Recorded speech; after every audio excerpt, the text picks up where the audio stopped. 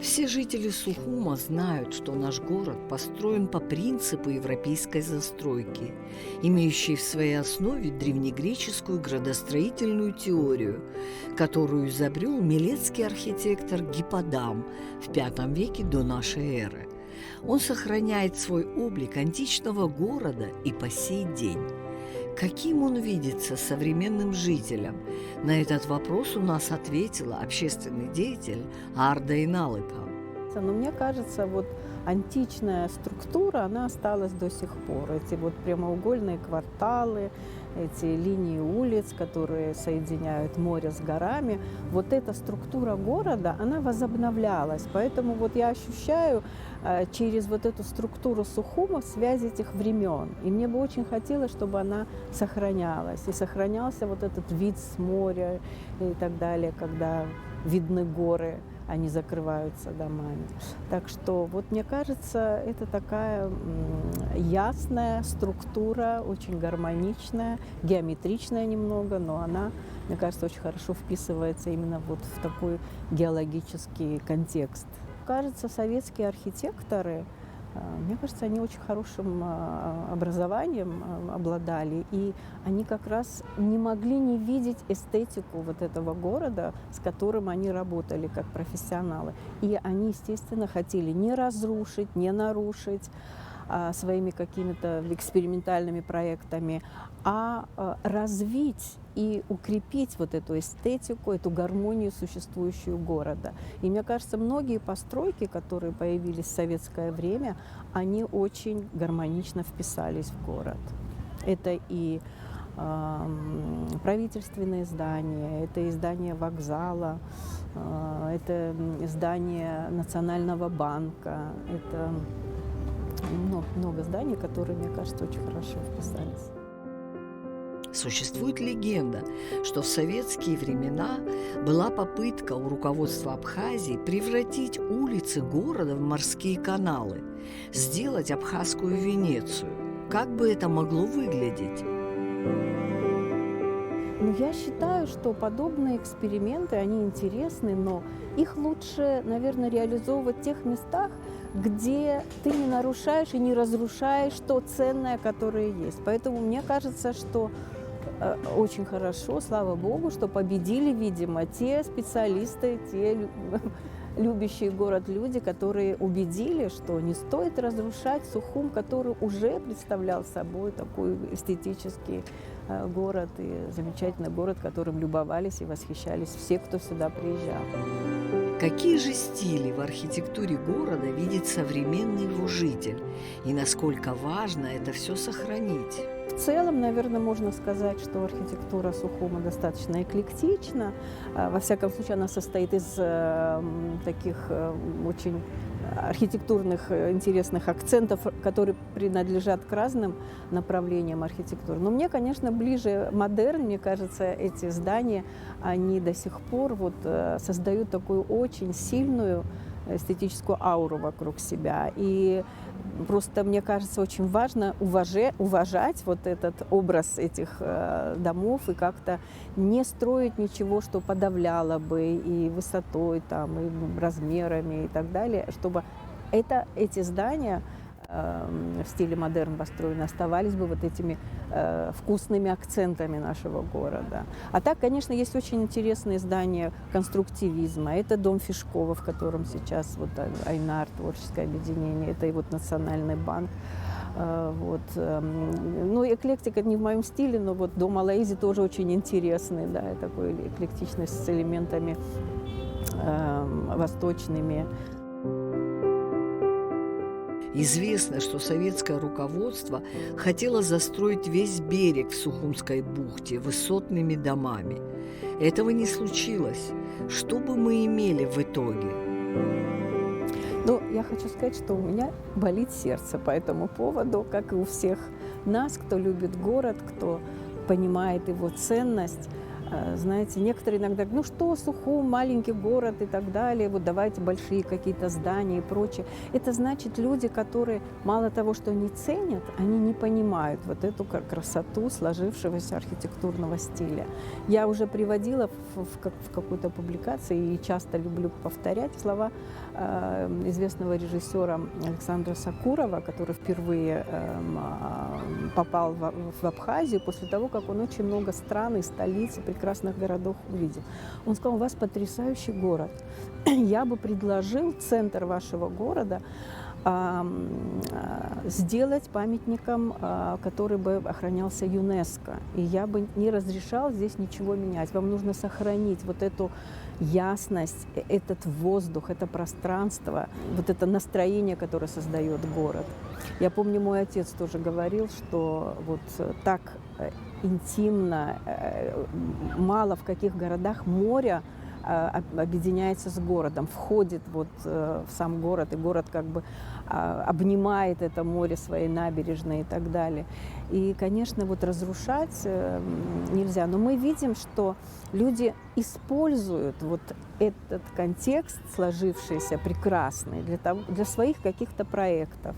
Мне кажется, для современных многоэтажных, объемных проектов можно использовать окраины города. Даже не окраины, но просто за пределами вот этого исторически сложившегося центра. Но, к сожалению, многие хотят именно в старые кварталы как-то застроить их новыми какими-то гостиницами и другими объектами. И вообще, мне кажется, нам не надо забывать, что Сухум – это столица. Это не прежде всего курортный центр. А мне кажется, многие бизнесмены хотят превратить его вот в какой-то курортный центр прежде всего. Но мы не должны забывать о том, что это прежде всего столица. Курортную инфраструктуру можно развивать опять-таки в каких-то районах города, но не в центре. Центр должен быть административным, культурным, с историческими достопримечательностями, с парками, вот, а не с какими-то хаотическими, натыканными вот гостиницами, которые, исходя из там маленького места, вдруг вырастает какое-то очень узкое, длинное, высокое здание, которое просто разрушает весь квартал. И, конечно, это очень обидно. К сожалению, вот я не знаю, почему власти такие бессильные в том, чтобы все-таки какие-то очень важные правила заставлять соблюдать. Потому что нарушается красная линия на вот, тротуарах. Дома в силу своего большого объема, они не умещаются в этих выделенных участках, выходят на тротуар. Это просто настолько безграмотно. Это вот нас характеризует просто как людей, которые владеют городом, цену которого они не знают и не понимают. Это очень обидно, потому что на самом деле очень многие горожане ценят, понимают, любят, хотят сохранить. Но вот почему-то уже сложился такой даже конфликт, можно сказать, да, когда любителей города и тех, кто хочет сохранить вот сложившийся архитектурный ансамбль центра города, их называют такими ретроградами, которые не хотят развития, которые не дают бизнесу развиваться и так далее. Мне кажется, это неправильный подход. Хорошо было бы, чтобы все, и люди бизнеса, и люди, так сказать, профессионалы, и руководители города, все бы понимали, что у нас большая ответственность, потому что сейчас, когда есть возможность развивать какие-то проекты, вот как раз в это время мы можем потерять очень много. И сейчас очень важно согласиться, прийти к какому-то консенсусу относительно каких-то правил и красных линий, которые нельзя нарушать. И вот этот обзор, когда у берега должны быть дома низкоэтажные, и потом можно допускать повышение этажности ближе уже к горам, чтобы вот этот вид и обзор, этот потрясающий ландшафт сухумский, чтобы его не мешать.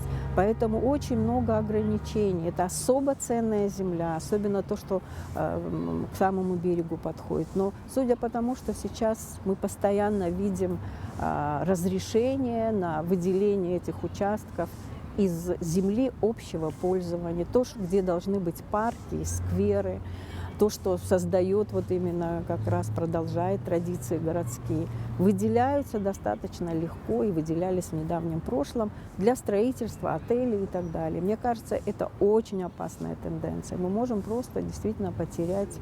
Будет очень много отелей, застроек, но мы не узнаем свой город, и это может произойти в ближайшие годы. Каким же хотели бы мы видеть современный Сухум в перспективе? Я бы хотела, чтобы завершили строительство объездной дороги, чтобы грузовой транспорт не ездил по центральным линиям. Если была бы возможность увеличить пешеходную зону, я бы тоже этому была бы очень рада. Главное, я бы хотела, чтобы вот эта зелень, в которой утопал город, чтобы она была восстанавливаема. Сейчас я, к сожалению, вижу, что совершенно безжалостно уничтожаются вековые деревья, не восстанавливаются. Часто лиственные деревья заменяются веерными пальмами. И, видимо, легче, так сказать, осуществлять уборку города, но то, что безвозвратно теряется облик города, это очень обидно. И я вижу, что у нас нет, видимо, в законодательстве, что каждое дерево, каждый сквер обладает ценностью, и люди, которые безжалостно уничтожают деревья, они должны за это отвечать. Я вот считаю, что нужно срочно что-то делать, потому что у нас очень поредели парки, у нас некоторые улицы просто асфальтируются, газоны, где росли магнолии, олеандры, сейчас там стоянки автомобилей. Понятно, что людям удобно, да, ставить машину около своего дома, и они безжалостно вырубают эти деревья. А деревья – это и кислород, это и тень, это и аромат, это и эстетика, это и птицы, которые живут в деревьях. Поэтому это очень вот такое бездумное уничтожение лиственных деревьев в Сухуме имеет очень нехорошие последствия. Я думаю, что надо обратить на это внимание. К сожалению, как-то у нас разрознено, да, вот у нас есть прекрасные специалисты, прекрасные дендрологи, ботаники, но как-то они мало влияют, нет каких-то механизмов, видимо, такого совместного решения относительно парков наших, сохранения аллей и так далее. Меня это очень беспокоит, поэтому в образе будущего города я очень надеюсь, что все-таки восстановится вот эта слава Сухума как такого города-парка, города-сада. Наша передача начинает рассказывать историю улиц Сухума, и сегодня мы выйдем на улицу Конфедератов. Мы с вами завернули на улицу Конфедератов. Это одна из самых старых улиц города Сухум. Возникла в 1860 году и была названа в честь графа Воронцова, наместника Кавказа, Воронцовской улицы. В 1920 году эта улица уже переименована в улицу Зиновьева, государственного и партийного деятеля. А в 1936 году эта улица уже улица Молотова, тоже государственного и партийного деятеля СССР. В честь Международного дня солидарности трудящихся улица была названа улицей 1 мая, и произошло это в 1950 году. Буквально через 10 лет улица была переименована в улицу Орахилашвили. Это случилось в 1960 году. После грузино-абхазской войны в 1996 году эта улица уже называлась улицей Конфедератов в честь войск Конфедерации горских народов Кавказа, которые помогли Абхазии в эти страшные годы.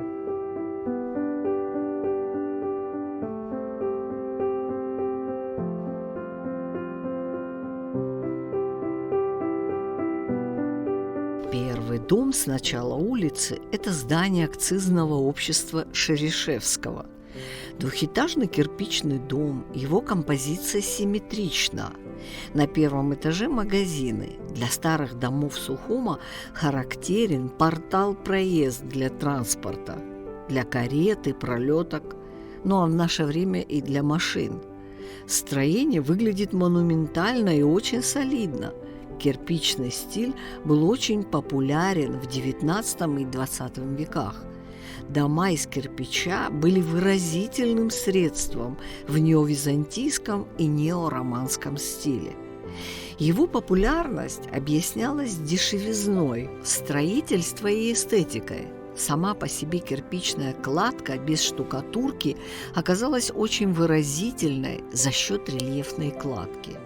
Здесь полихромный кирпич двух цветов – красный и светлый. По центру крыши высится атик, украшенный звездами и кругом. Фасад дома изобилует декоративными элементами. Под карнизом крыши большое количество архитектурных обломов-молдингов. В узоре элементов угадываются масти игральных карт.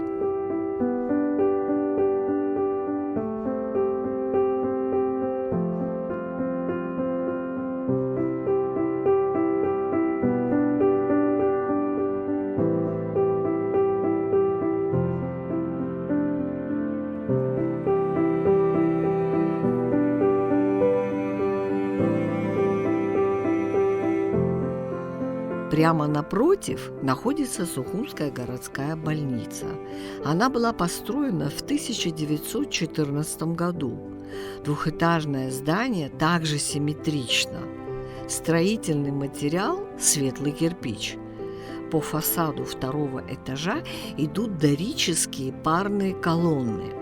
Вытянутые узкие окна по бокам украшены декоративными перевернутыми пирамидками. Входной портал украшен колоннами и фронтоном. По центру здания атик округлой формы со сквозным кругом.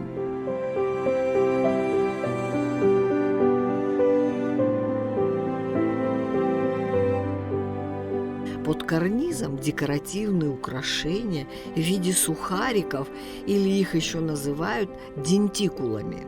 На самой крыше просматривается балюстрада, на которой установлены каменные вазоны. На стенах первого этажа выложен рельефный рисунок, горизонтальные и вертикальные линии.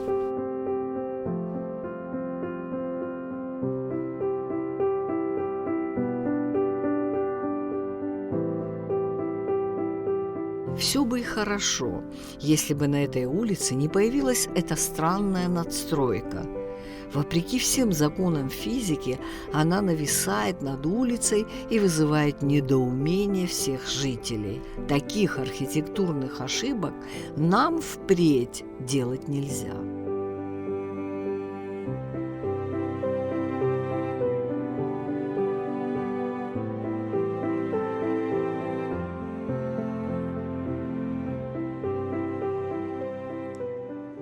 На улице Конфедератов находится и западная часть парка боевой славы. А знали ли вы когда-нибудь, что здесь, на этой площади, находился старый Сухумский рынок? Да, он находился и возник здесь в 1860 году. Просуществовал до начала 20 века. В 1909 году здесь случился страшный пожар. Сгорели все деревянные строения самого рынка, который был потом перенесен за черту города. А черта города проходила прямо напротив почты. И там был организован второй Сухумский рынок, который там просуществовал около 40 лет. Что касается этого рынка, по воспоминаниям Георгия Гулия, который в Советской Абхазии писал в 50-е годы, что это было самое зловонное место города Сухум. Представьте себе рынок, который находился в центре города. Обнесен был большой канавой, заполненной дождевой водой, в котором к вечеру сбрасывали все отходы рынка. Конечно, такое место не должно было быть в центре города. Сейчас перед нами парк боевой славы.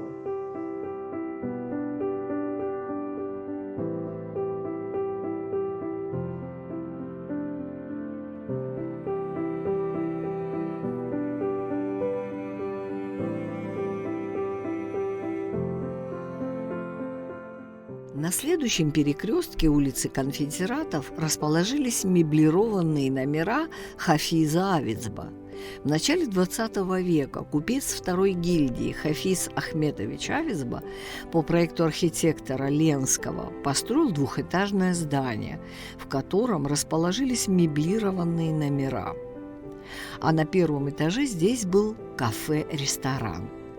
В 1921 году строение было муниципализировано и передано Обвинсоюзу и часть Комбанку. Здание было сильно повреждено во время Грузино-Абхазской войны. Сейчас здесь расположен Амробанк и магазины. Тот же излюбленный кирпичный стиль.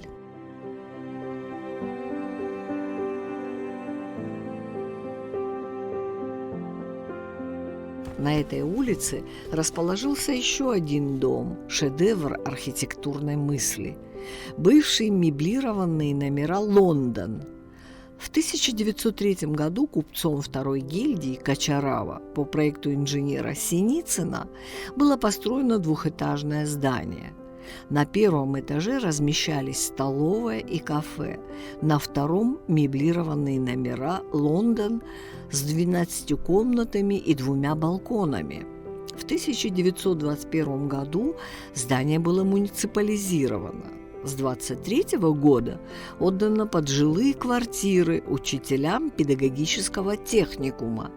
Ныне же это жилой многоквартирный дом, памятник архитектуры. Строительный материал здесь белый кирпич. Этот дом никого не оставляет равнодушным. Его хочется долго и тщательно рассматривать. Обилие декора на фасаде поражает воображение. В глаза сразу бросается великолепие оконных наличников. Здесь и растительные переплетения, и по центру окон картуши, которые венчают ракайли, лепестки раковин. Под окнами рельефные панно, а тик венчает маскарон в ореоле архитектурных лепестков. Сквозь разрушенную лепнину проглядывают цифры 1903 год. Архитектурный стиль барокко с элементами рококо. Рококо – наименование художественного стиля западноевропейского искусства XVIII века. Изысканная роскошь в запустении. Самое страшное, что некоторые жители на своих участках закрасили эту красоту в оранжевый цвет. Дом отчаянно нуждается в профессиональном ремонте и реконструкции. Такие дома – это то, что отличает Сухум от всех городов мира. И их, конечно, надо ценить и беречь.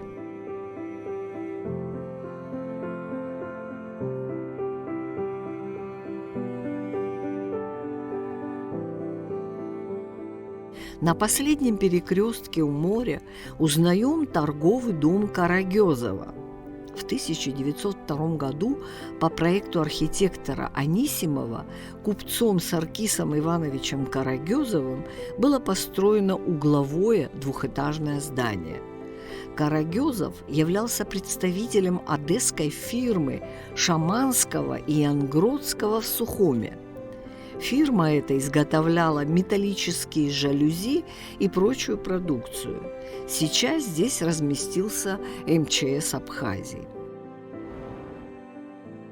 И, наконец, последний дом на улице Конфедератов – здание табачной фирмы «Стамбули». Построено в 1902 году архитектором Анисимовым. В советское время здесь размещалось ГОРОНО. Сейчас это здание Абхазской таможни. Строительный материал здесь – светлый кирпич. Улица плавно переходит в площадь и продолжается в большом морском причале.